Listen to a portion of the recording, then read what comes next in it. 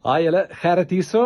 Lekker tyd van die jaar, nee, lekker vakansie en miskien het jy ook so 'n paar berge wat voor jou lê wat jy eers moet oorwin. En miskien is daar 'n paar dinge wat jou nog laat wakker lê.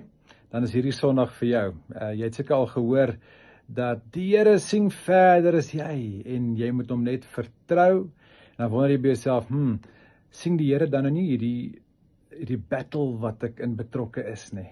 Mis hy dit?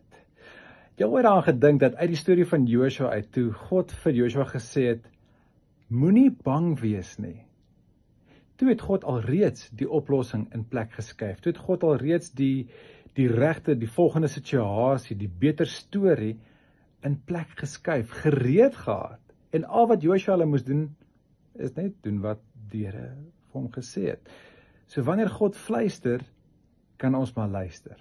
So hierdie Sondag praat ek met jou oor die tema, as God sê, moenie bang wees nie. En ek glo dit gaan ons harte stig vir hierdie seisoen waarin ons is en wat vir ons voorlê. So ek hoop om jou te sien komende Sondag by Lewende Woord Centurion, 9:00 die oggend. Sien julle daar.